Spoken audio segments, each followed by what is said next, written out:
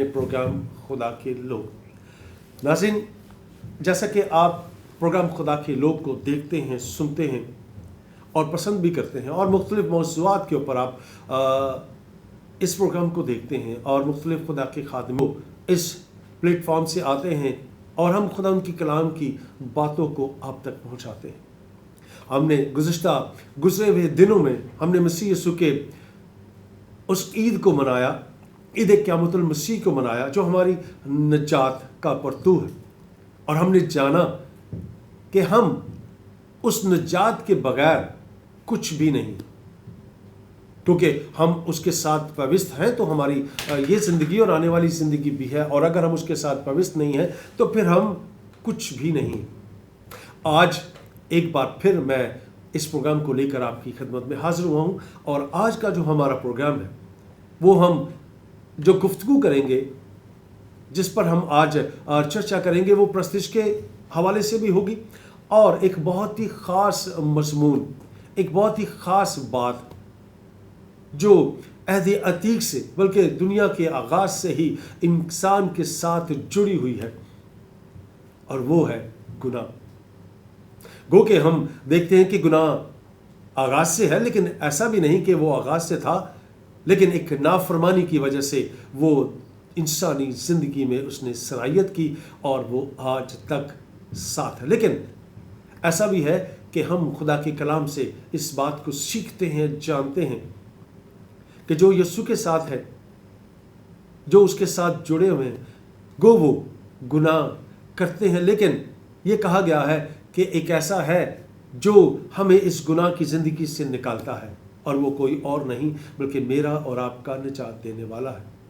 और हम उसी के साथ, उसी के लिए, उसी की प्रस्तिश, उसी की तारीफ़, उसी की हम्द करते हुए उसकी बारगाह में दाखिल होते हैं बड़ी संजीदगी के साथ। आज का ये प्रोग्राम हमारे साथ एक ऐसे मेहमान हैं आज जो गुज़िश्ता 16 साल से खुदा के नाम को इज़्ज़त और जलाल दे रहे हैं, प्रस्तिश के वसीला से, सिताइश के वसीला से, और तकरीबन मेरा ख्याल है कोई 100 से ज़्यादा वो गीत गा चुके हैं, और आपने उनके गीतों को सुना है, और यकीनन सुनकर आपने तक़वियत पाई है, क्योंकि जब हम ज़बूर सुनते हैं, जब हम गीत सुनते हैं, तो हम में एक वलवला, हम में एक क़ुव्वत जो है वो पैदा हो जाती है, और यकीनन हम खुदा में चलते हैं, बढ़ते हैं, मामूल होते हैं।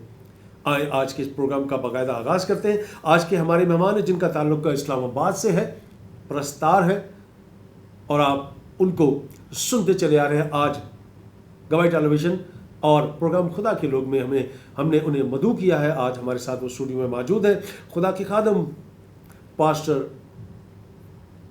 फ्रांसिस फेरोज साहब। आइए उनसे मिलते हैं और प्रोग्राम का बाकायदा आगाज़ करते हैं। पास्टर साहब, आज के इस प्रोग्राम में खुदा के लोग में मैं आपको पादी मकबूल जॉर्ज खुशामदीद कहता हूं। थैंक यू ब्रदर, बहुत शुक्रिया, बहुत शुक्रिया, बहुत शुक्रिया। मसीह खुदा उनके पुरफज़ल और आज़िम नाम में सब देखने और सुनने वालों को पास्टर फ्रांसिस फेरोज का सलाम। आसमानी बाप का शुक्रिया बाजा लाता हूँ जिसके फजल की बदौलत कराची सिटी के दरवाज़े मेरे लिए खुले कि मैं यहाँ आकर कलीसियों में प्रस्तिश करूं, इबादत करूं, खुदा के लोगों के साथ रफ़ाकत रखूं और खुदा उनकी बरकत को समेटूं।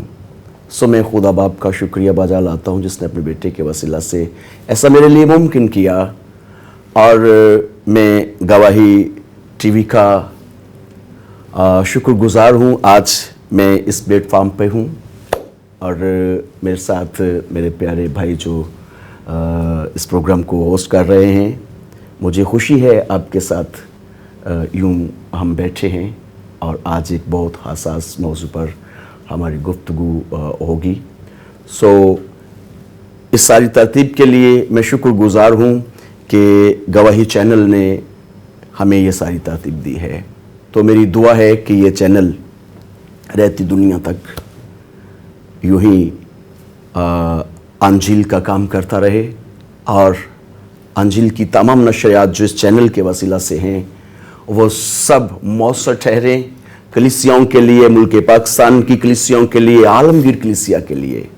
और पास्टर सरफराज विलियम साहब जो ऑनर हैं, जिनको खुदावंद ने ब्लेस किया है और जिनके वसीला से ये चैनल वजूद में आया है, पाकिस्तान में इस चैनल के वसीला से जो भी बरक़ात हम तक पहुंच रही हैं, इसके पीछे जो दुआएं हैं, जो कोशिशें हैं, वो खुदा के अजीम खादम जनाब पास्टर विलियम सरफराज साहब हैं।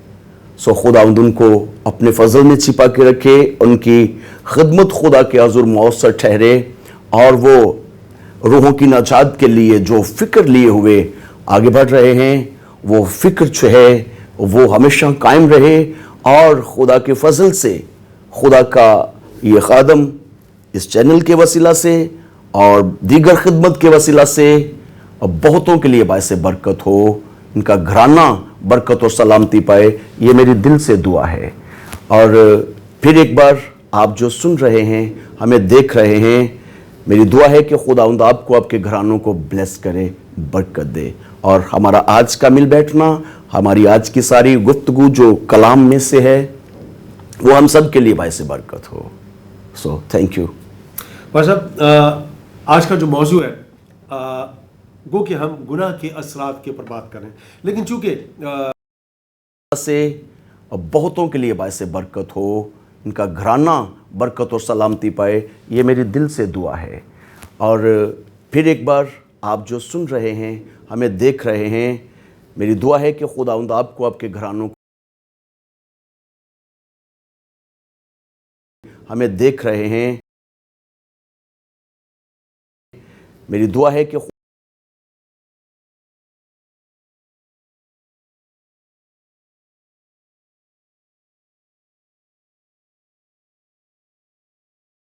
खुदावंद आपको, आपके घरानों को,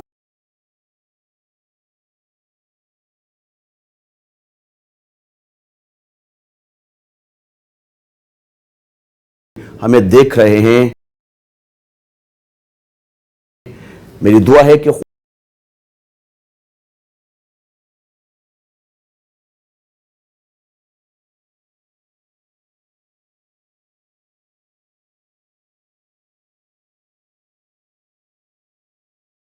खुदावंद आपको, आपके घरानों को,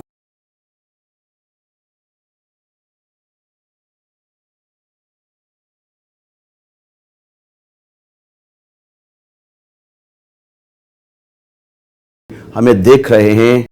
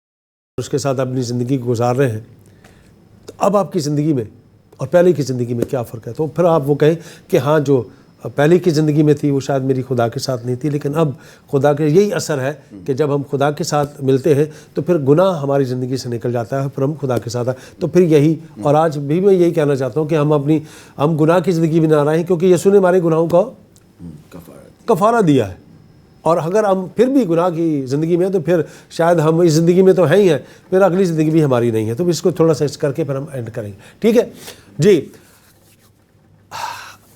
ویلکم بیک، پروگرام خدا کے لوگ میں آپ کو خوش آمدید کہتا ہوں۔ جنہوں نے ابھی ہمیں جوائن کیا، میں یہاں بتاتا چلوں کہ آج کا جو ہمارا موضوع ہے وہ گناہ کے اثرات کے حوالے سے ہے اور پرستش کے حوالے سے ہے، اور ہمارے ساتھ جو خدا کے خادم موجود ہیں، پرستار ہیں جن کا تعلق اسلام آباد سے ہے، خدا کے خادم پاسٹر فرانسس فروز صاحب۔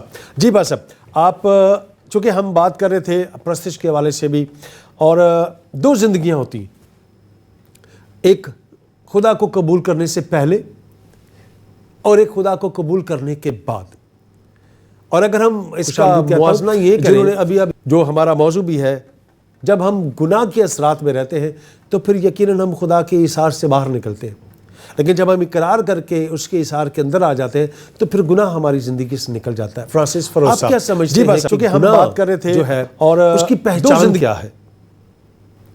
ازرو بال مقدس کیسے دیکھتے ہیں آپ اسے؟ میرے نزدیک جو گناہ کی پہچان ہے، گناہ انتہائی خطرناک بات ہے۔ گناہ کی بات کی جائے تو سمجھیں کہ ہم خطرے کی بات کر رہے ہیں۔ اس جہان میں خدا کی مرضی کو پورا نہ کرنا سے باہر نکلتے ہیں، لیکن جب ہم اقرار کر کے اس کی بات کر رہے ہیں، اس جہان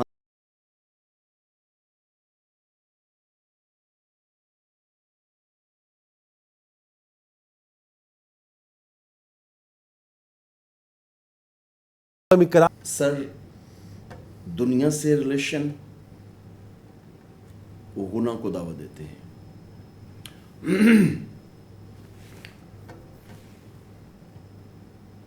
میں نے جسمانی زندگی میں بھی رہ کے دیکھا ہے، اور اب خدا ان کے قدموں میں بھی رہ کے دیکھا ہے۔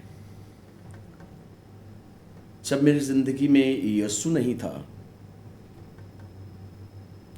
تو اس وقت میری زندگی میں دنیا تھی، اور میں بہت الجھا ہوا انسان رہا ہوں۔ میری صحبتیں جو تھیں وہ اچھی نہیں تھیں، میں بری صحبتوں کا شکار تھا۔ میری تربیت میں دنیا تھا، میری تربیت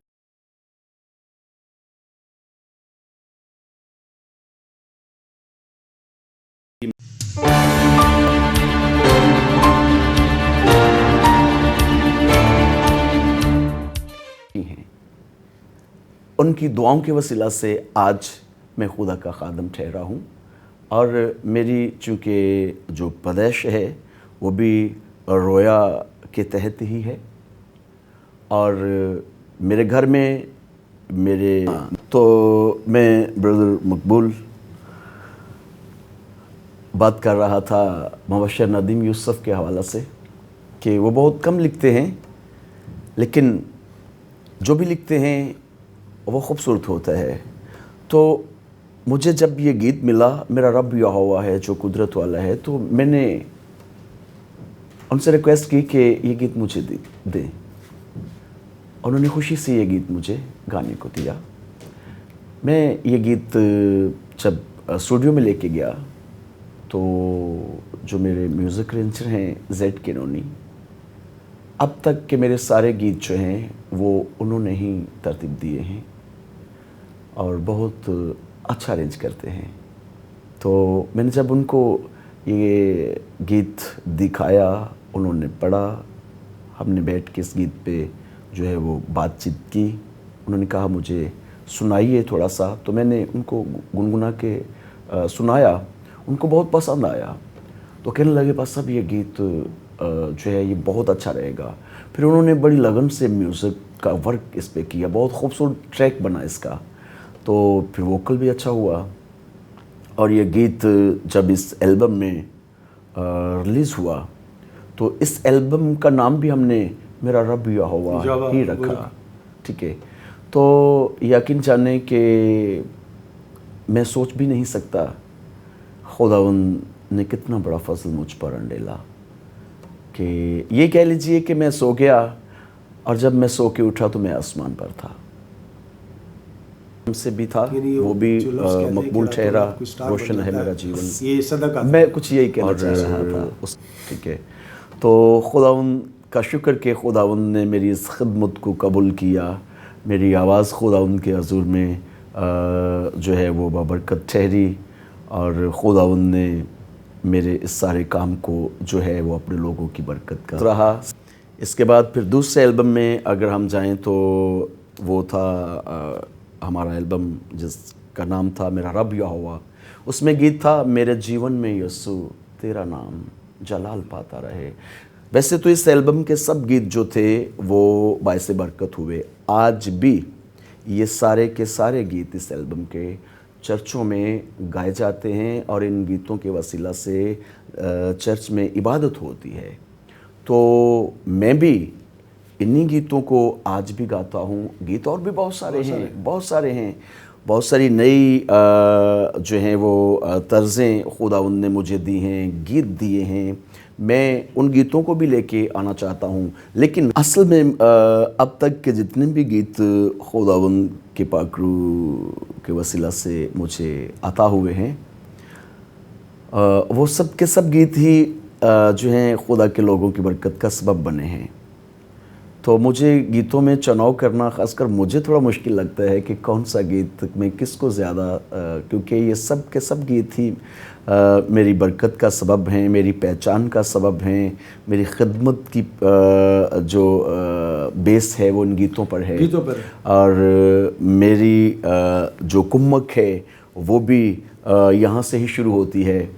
اور میری بلیسنگ کا جو سلسلہ ہے, میری بلیسنگ کے جو دروازے مجھ پر کھلے ہیں وہ بھی اسی خدمت کے وسیلہ سے, ان گیتوں کے وسیلہ سے ہی یہ سلسلہ ہے. تو مجھے کسی ایک کا نام لے کے کہنا یہ گیت بہت اچھا رہا تو, لیکن پھر بھی جیسے آپ نے کہا میرے جیون میں یسوع تیرا نام جلال پاتا رہے, تو یہ گیت میرے بھائی ہیں, بھائی نائم ورشپر ہیں اور بہت اچھا لکھتے ہیں, کمپوزر بھی ہیں. انہوں نے یہ گیت لکھا بھی اور کمپوز بھی کیا اور پورا 1 سال گاتے بھی رہے. انہوں نے مجھے اپنے چرچ میں ایک عبادت میں بلوایا اور مجھ سے پہلے وہ پرستش کر رہے تھے اور اسی گیت سے پرستش کر رہے تھے. جیسے جیسے وہ گیت گا رہے ہیں یہ گیت میرے اندر سرایت کرتا چلا جا رہا ہے. تو عبادت کے بعد میں نے ان کو بولا, میں نے کہا یہ گیت آپ مجھے دوبارہ سنائیں گے؟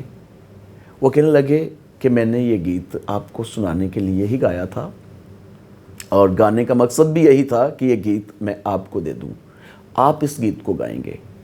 جب میں نے یہ سنا تو میری خوشی کی انتہا نہ رہی. مجھے تو ایسے جیسے کوئی خزانہ مل گیا ہے.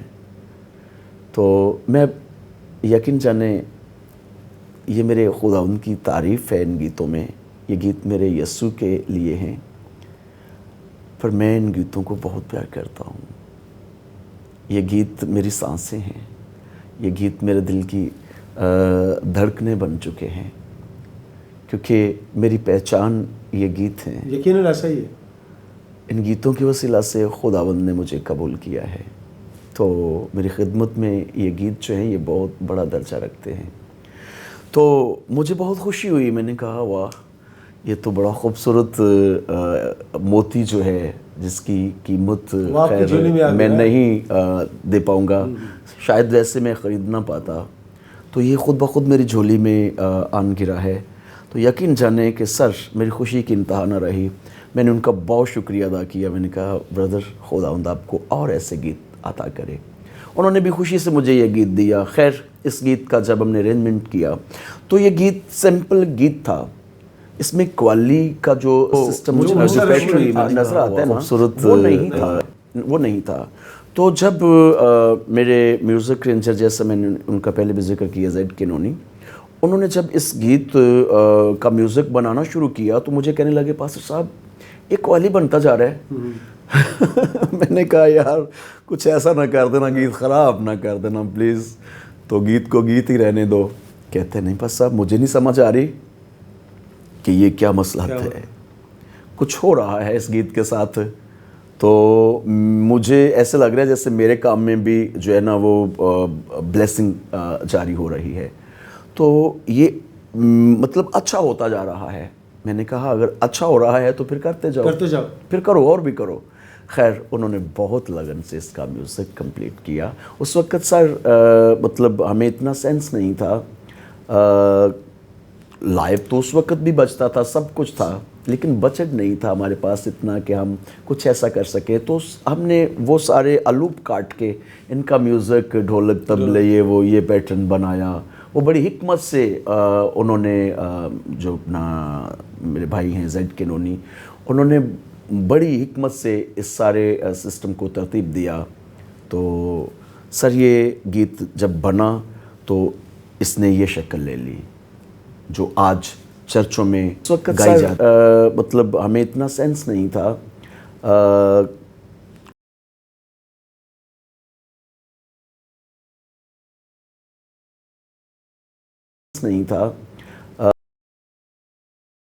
ہاں وہ ہوا ایسا کہ جب یہ گیت کمپلیٹ ہوا، اس کا ٹریک کمپلیٹ ہوا، میوزک کمپلیٹ ہوا، شاعری تو تھی.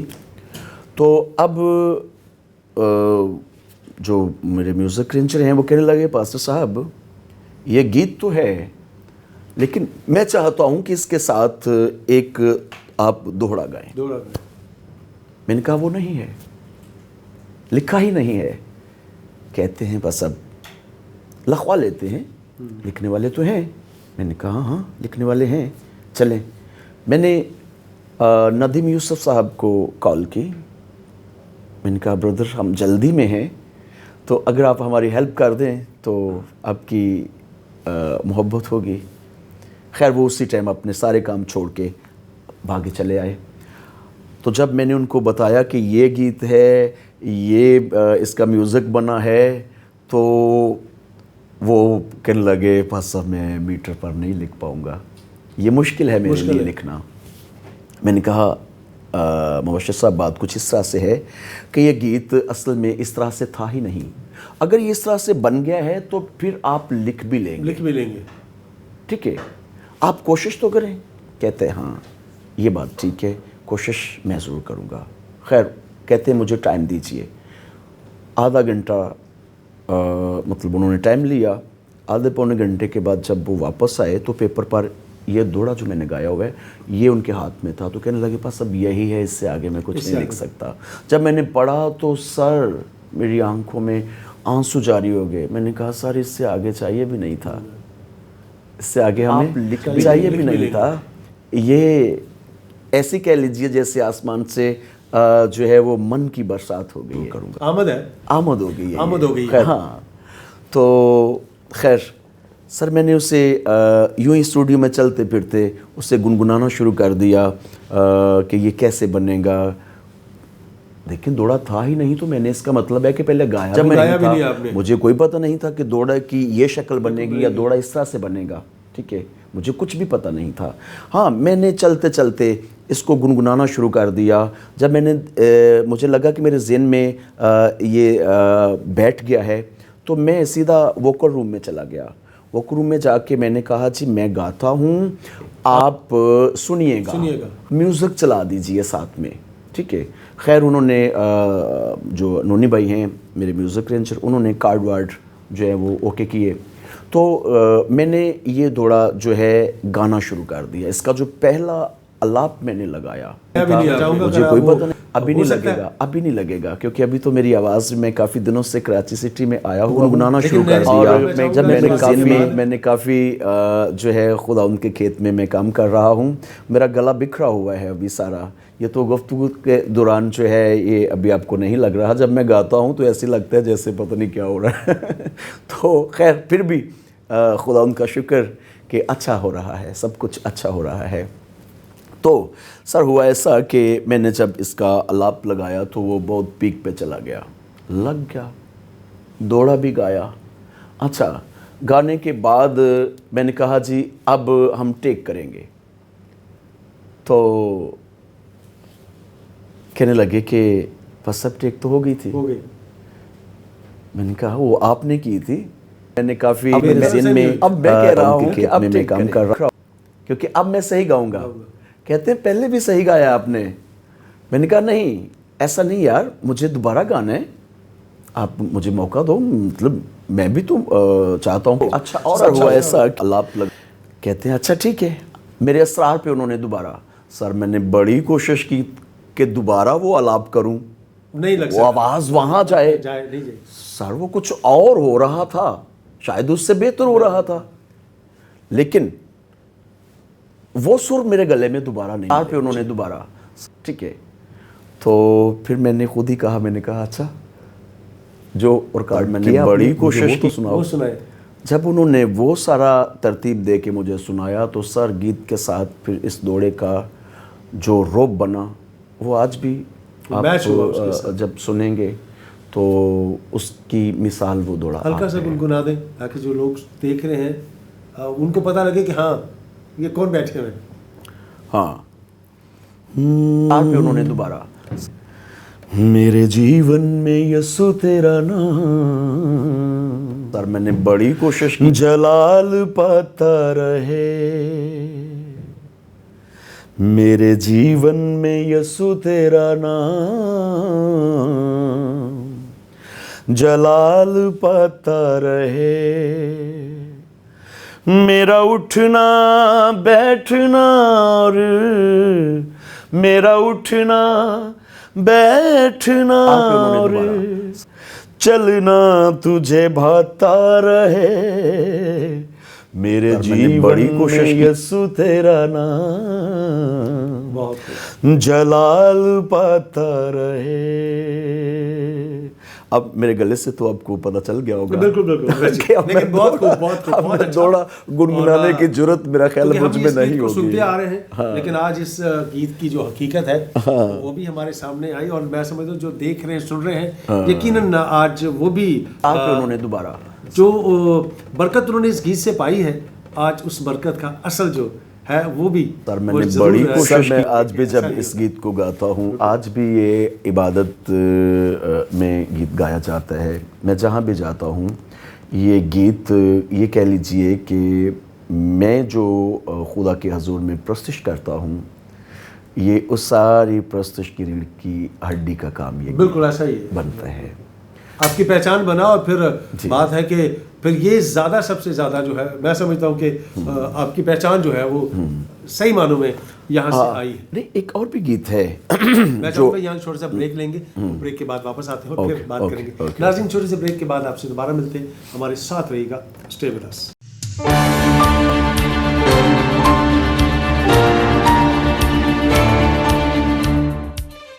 Welcome back. پروگرام خدا کے لوگ میں آپ کو خوش آمدید کہتا ہوں. جنہوں نے ابھی ہمیں جوائن کیا میں یہاں بتاتا چلوں کہ آج کا جو ہمارا موضوع ہے وہ گناہ کے اثرات کے حوالے سے ہے اور پرستش کے حوالے سے ہے. اور ہمارے ساتھ جو خدا کے خادم موجود ہیں، پرستار ہیں جن کا تعلق اسلام آباد سے ہے، خدا کے خادم پاسٹر فرانسس فروز صاحب. جی بس صاحب، آپ چونکہ ہم بات کر رہے تھے پرستش کے حوالے سے بھی، اور دو زندگیاں ہوتی ہیں، ایک خدا کو قبول کرنے سے پہلے اور ایک خدا کو قبول کرنے کے بعد. اور اگر ہم اس کا موازنہ یہ کریں جو ہمارا موضوع بھی ہے، جب ہم گناہ کے اثرات میں رہتے ہیں تو پھر یقیناً ہم خدا کے اثار سے باہر نکلتے ہیں، لیکن جب ہم اقرار کر کے اس کے اثار کے اندر آ جاتے ہیں تو پھر گناہ ہماری زندگی سے نکل جاتا ہے. آپ کیا سمجھتے ہیں کہ گناہ جو ہے اس کی پہچان کیا ہے؟ عزو بال مقدس کیسے دیکھتے ہیں آپ اسے؟ میرے نزدیک جو گناہ کی پہچان ہے، گناہ انتہائی خطرناک بات ہے. گناہ کی بات کی جائے تو سمجھیں کہ ہم خطرے کی بات کر رہے ہیں. اس جہان میں خدا کی مرضی کو پورا نہ کرنا، جسم کی خواہش کے مطابق زندگی بسر کرنا، دنیا کے مطابق زندگی بسر کرنا گناہ ہے. اور کلام مقدس کہتا ہے کہ جو بھلائی کرنا جانتا ہے نہیں کرتا وہ بھی گناہ کرتا ہے. تو سر دنیا سے ریلیشن وہ گناہ کو دعوت دیتے ہیں.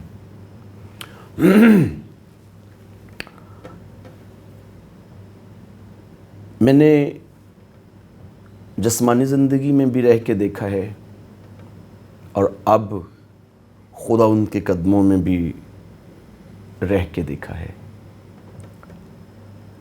جب میری زندگی میں یسوع نہیں تھا تو اس وقت میری زندگی میں دنیا تھی اور میں بہت الجھا ہوا انسان رہا ہوں.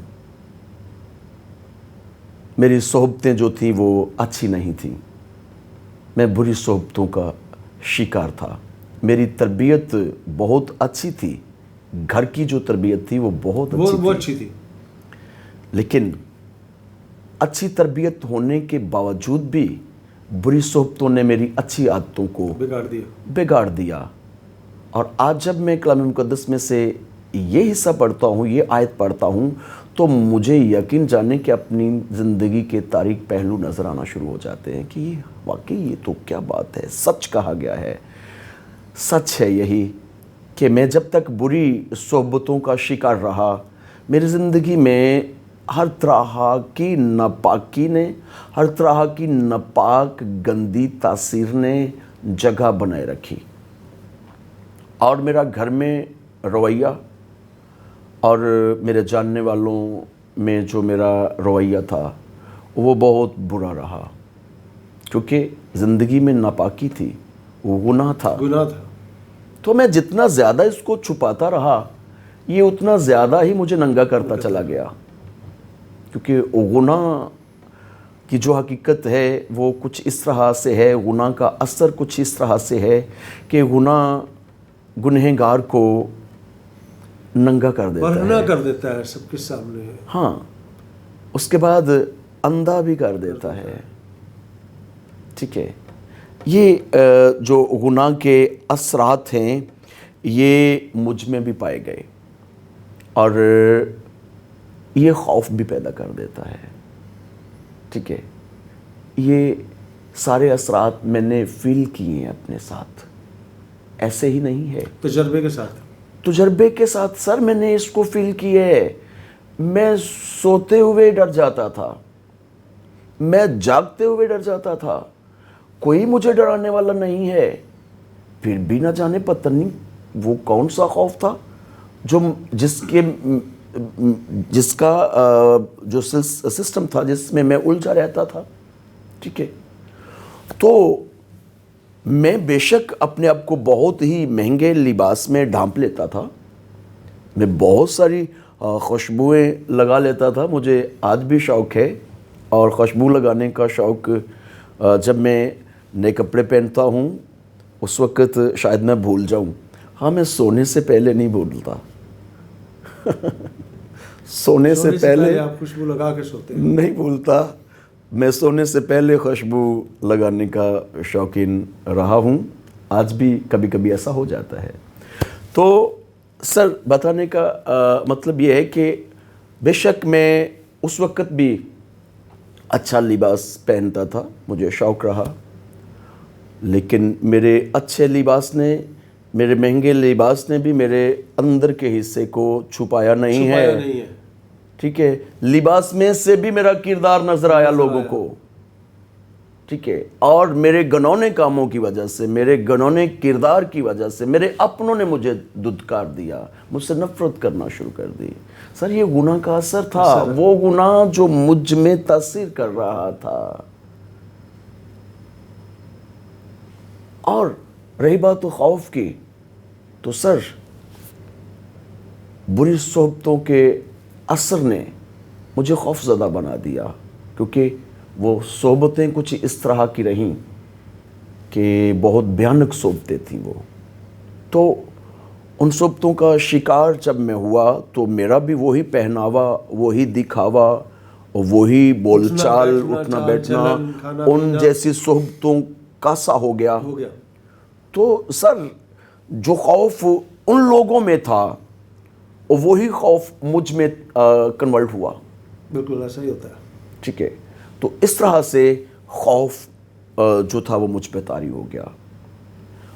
لیکن میں نے اس خوف کو چھپانے کے لیے بڑے سارے گنونے کام کیے, یعنی جھگڑے, کہ میں نہیں ڈرتا کسی سے, کیا بگاڑے گا میرا کوئی. میری بڑی اپروچ ہے, میرے جاننے والے تو بہت الٹے ذہن کے ہیں, وہ کچھ بھی کر دیں گے. تو سر یہ گھوڑوں اور رتھوں کا جو سسٹم تھا نا, یہ مطلب اس میں رہنے والا شخص آج بھی جو ہے وہ ذلیل و خوار ہوئے گا. تو سر کچھ ایسا میرے ساتھ بھی رہا, میری جسمانی زندگی میں یہ سب کچھ تھا میرے ساتھ. اور پھر بات اندھا ہونے والی. ٹھیک ہے. تو سر گناہ کے جو اثرات ہیں یہ ہمیں روحانی طور پر اندھا کر دیتے ہیں. گناہ میں رہنے والا شخص جو ہے نا وہ اپنے ہم نفس انسان سے نفرت کرتا ہے. ٹھیک ہے. کیوں؟ کیونکہ اس میں گناہ ہے. تو میں یہ ساری چیزیں میں نے قریب سے دیکھی ہیں, میں نے پریکٹیکل کر کے ان کا دیکھا ہے. تو سر اس زندگی میں مجھے آرام نہیں ملا. میرے ماں جی کہا کرتے تھے بیٹا تیرا آرام تو یسوع ہے, بیٹا تو روح القدس کا مقدس ہے.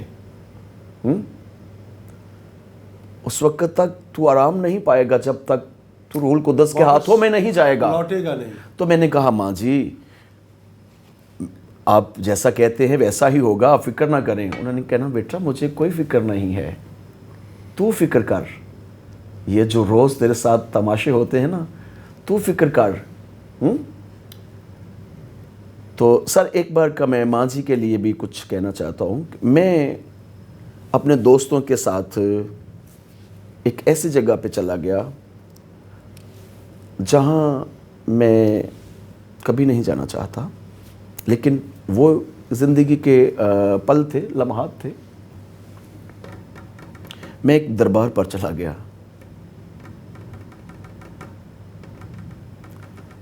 تو میرے دوست جو تھے وہ کہنے لگے کہ آج ہم یہاں جو ہے یہ پانی پئیں گے, یہ صحت کے لیے اچھا ہوتا ہے. اور اس کا مطلب یہ نہیں کہ مجھے پتہ نہیں تھا کہ یہ کتنا اچھا ہوتا ہے یا کتنا برا ہوتا ہے. میں نے کہا ٹھیک ہے.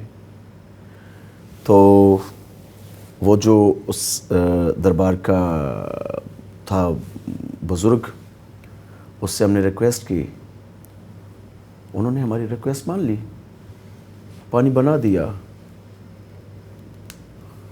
اس میں کافی کچھ چیزیں جو دوست ساتھ لے کے گئے ہوئے تھے وہ ڈالی, وہ ہم نے پی لیا. تو میں پی کے گھر آ گیا. تو اب ظاہر ہے اس کی وہ جو اثر تھا وہ تو موجود ہے, وہ موجود ہے چہرے پر, آنکھوں میں. تو ماں جی نے پوچھا ایک بات یہاں پر جو میں کرنے جا رہا ہوں یہ میں بڑے فخر سے بات کرتا ہوں, میں نے کبھی بھی میری ماں جی سے جھوٹ نہیں بولا تھا. یہ مجھ میں خوبی رہی ہے کہ میں نے کبھی بھی ماں جی سے جھوٹ نہیں بولا. میں کچھ بھی میں نے کیا ہے, اگر انہوں نے پوچھ لی ہے تو جیسے ہوا ہے ویسے ہی بتانا ہے, جھوٹ نہیں بولنا. کیونکہ انہوں نے مجھے کہا تھا کہ بیٹا تو نے جھوٹ نہیں بولنا, تو نے جو بھی بولنا ہے میرے ساتھ سچ بولنا ہے. ٹھیک ہے. تو میں ان کے ساتھ سچ ہی بولتا رہا. انہوں نے پوچھا کہاں سے آیا, میں نے بتا دیا. تو نے کیا لیا ہے, میں نے بتا دیا. تو پتہ ہے انہوں نے کیا کہا؟ انہوں نے کہا یہ دعا ہے جو وہ انہوں نے کی, آسمان کی طرف دیکھ کے نا, کہتے ہیں خدا مجھے یہ بیٹا نہیں چاہیے, تو اسے واپس لے لے. میں نے تیرا خادم مانگا تھا, تو نے تو مجھے خادم دیا تھا. اس میں وہ کوئی بات ہی نہیں ہے, اس کی تو اتنی بری حرکتیں ہیں, مجھے یہ نہیں چاہیے, یہ لے لے واپس. یہ ایک ماں کے الفاظ ہیں, یہ ماں کے الفاظ ہیں, یہ واپس لے لے. میرے پاس باقی بچے ہیں, اولاد ہے, مجھے کوئی فرق نہیں پڑے گا.